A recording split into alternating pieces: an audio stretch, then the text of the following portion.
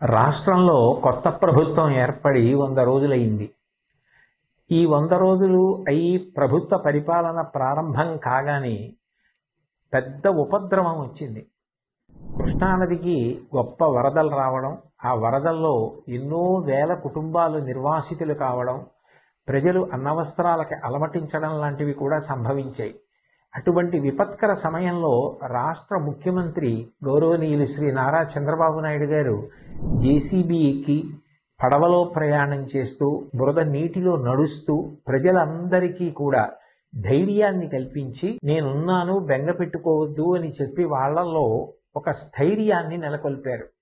అలాగే మంత్రులు, అధికారులు, అనధికారులు అందరూ కూడా ఆ కష్టంలో ఉన్న ప్రజలందరినీ ఆదుకోవాలి అని గొప్ప ఆర్తిని చూపించారు. ఈ సందర్భంగా ప్రత్యేకించి ప్రస్తావించవలసిన వారు పారిశుధ్య సిబ్బంది. అనేక పురపాలక సంఘాలలో పనిచేస్తున్న వారందరూ కూడా విజయవాడ పట్టణానికి చేరుకుని అక్కడ అంటువ్యాధులు ప్రబలకుండా ఉండడం కోసం బ్లీచింగ్ చల్లడం లాంటి కార్యక్రమాలు నిర్వహించడంతో పాటుగా మంచినీటి సౌకర్యం ఏర్పాటు చేయడం, నిత్యావసర వస్తువులు అందచేయడం, ఇవన్నీ కూడా యుద్ధ ప్రాతిపదికన చేశారు. స్వచ్ఛంద సంస్థలకి సంబంధించినటువంటి అనేక మంది సభ్యులు, ప్రజలు, వ్యాపార సంస్థలు, విద్యా సంస్థలు ఇతోధికంగా విరాళాలను ప్రకటించాయి. నిజంగా ఇటువంటి కష్ట సమయంలో అందరూ ఏకోన్ముఖులై నడవడం, అటువంటి సమైక్యతాభావం చూపించడం చాలా చాలా గొప్ప విషయం.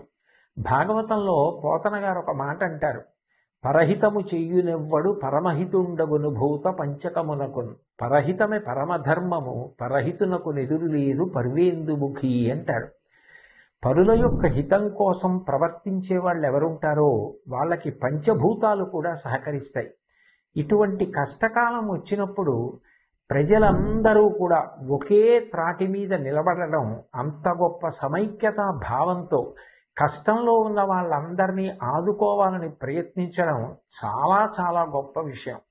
రవీంద్రనాథ్ ఠాగూర్ చెప్పినట్టు where the mind is without fear and the head is held high, where the world has not been broken up into fragments by narrow domestic walls అని స్త్రీ, పురుష, పండిత, పామర, కుల, మత, వర్ణ, వర్గ, ధనిక, పేద విచక్షణ లేకుండా అందరూ ఒక్కటిగా నిలబడి ఆ ఆపదని ఎదుర్కొన్నటువంటి విషయం నిజంగా ఎంతో స్ఫూర్తిదాయకం.